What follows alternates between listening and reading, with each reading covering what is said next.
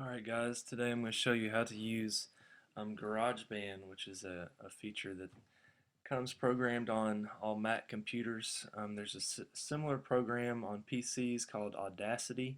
You can find it on the internet, but we're going to open up GarageBand here and I'm going to show you on some different things that you can do with it.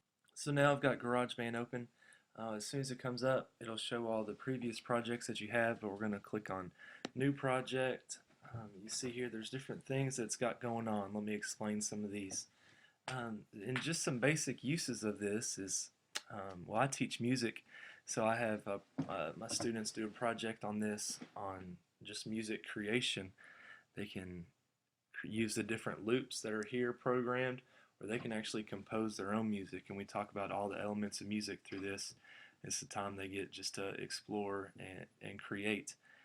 But in any music, in any class, you could use GarageBand. I know that teachers have used it. If students have a presentation going on, they can make some music and have that going on in the background. If they have a PowerPoint, they can put some music together. It's just a fun tool that the students like to enjoy. So we're going to start off with the loops. I'm going to show you how to do some of that and then get into the more complex things. So if we just choose the loops, and then it'll ask you to give it a title, Screencast for today.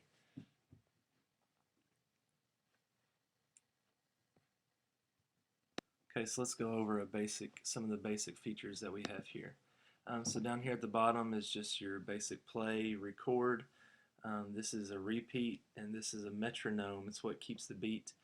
You're going to want to go ahead and have that turned off, or there will just be a ticking going on in the background of all your music. You see this, I call it a loop-de-loop on a roller coaster. If you click that, that's where all the loops are. That's the pre-recorded music that's already in GarageBand. It's categorized by different genres or just different instruments in general. I could use this in my music class if we're doing different genres. They can create different music based on those types of genres as well. So let's get started with some kind of beat or percussion instrument. These are ones that are not programmed in, but if you just click on one, it'll play. And so let's say we like that one. You just click on it and you just drag it over to this empty space over here. And so this is just different loops that we can program in. If I like the same one, I can just put it in there, drag it over next to you. These are the measure numbers, or how long it goes on. You can scroll. Some quick features: if you hit the space bar, that plays. Z will take you back to the beginning. So we have our drums. Let's get a guitar going on. You can scroll down. There's all kinds of different ones here. Sounds pretty good, right? So if we click and drag it over, let's use this one too. Let's say we need a bass guitar. Click on this. Let's have this one come in right here. So if we hit the Z, take us back to the beginning, and you can hit the play or these buttons down here or the space bar. Let's see what we got already.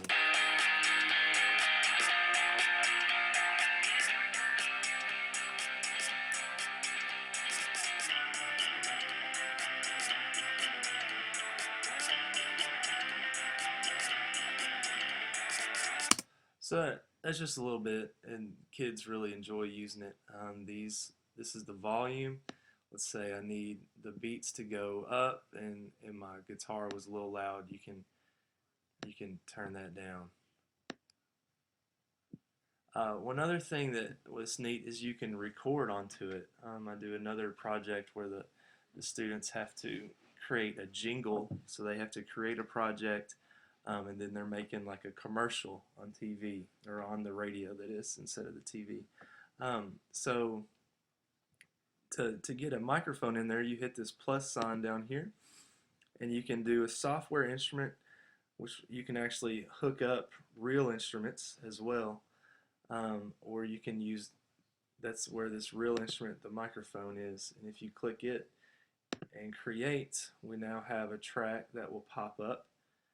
That's just for your microphone. One tip, if you are going to record, you need to either put it on mute or use headphones to where it doesn't record the music on top of each other and then you have echo and it just doesn't sound good at all. So I'm going to hit mute and take it back to the beginning. Wherever you're clicked on, that's where it's going to record. So make sure you want to start at the beginning, and then if we record, it's going to record everything that I'm talking to. So let's hit spacebar and we'll listen to me again.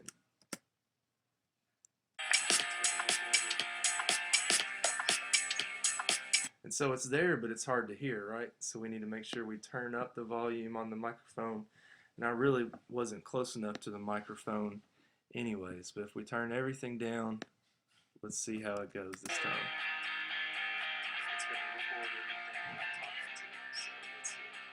Still real soft, so we would have to tweak that, and I might even need to re-record closer to the microphone. Students always want to know, well, how do I get this off of there? I don't like it. I need to do it again.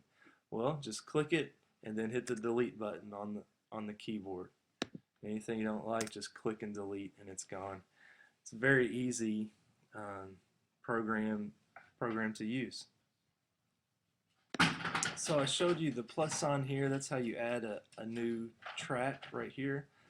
You can also hit the scissors. I don't really get into that at all. It's more technical of editing the loops and just the music in general. I don't really know what that could be used for in the classroom. I don't even touch it in my music class. And right here, again, I showed you the loops. This is different media that we have going on right here. Links it up to your iTunes. And unfortunately, I can't show you the top toolbar. I can't get this Screencast-O-Matic to go up any higher, but there's a share button up on the top toolbar. If I click it, maybe you can see it, I'm not sure, but you can actually send whatever you make on GarageBand to iTunes, or you can burn it straight to a disk. That's very beneficial too. I actually use that feature when I audition students for All-State Choir and Honors Choir. I record them on GarageBand and send it off that way. And I know some elementary school teachers who have used GarageBand to record students reading a story, and then the students can replay it so they can listen to themselves. Know that they've used iMovie with that too, but GarageBand is pretty easy just to record and to let the students listen to it again. So I went to File and New Project again, just created another one. I showed you the loops last time, and then this one, if you clicked on that, it would just start off straight with the microphone, so you could record somebody. Then the iPad version is pretty neat too. It's a little different, but there's all kinds of real instruments on there that the students can actually tap the screen and it'll play that instrument. Like there's guitar with chords and stuff in there already. But if we click on this piano one, it comes up with a little piano that they can actually play, and they can record themselves what they're playing, which is pretty neat. Not sure how that could be used in a regular classroom, but in music I could teach them how to play the piano.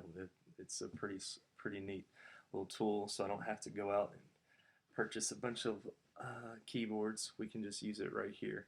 They don't really get the skill of playing piano, but they can learn about it, learn intervals and different things with that. And so that is about it for GarageBand. The things that the students like the most is the loops, obviously, and they get to play around with all of the music that's programmed in there. All right, thank you very much.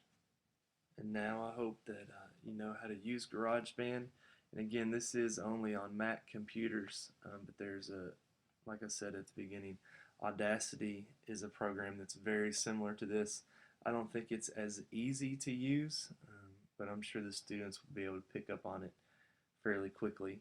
But GarageBand is just a matter of clicking and dragging and listening to different things. So I hope you've learned a lot from this tutorial.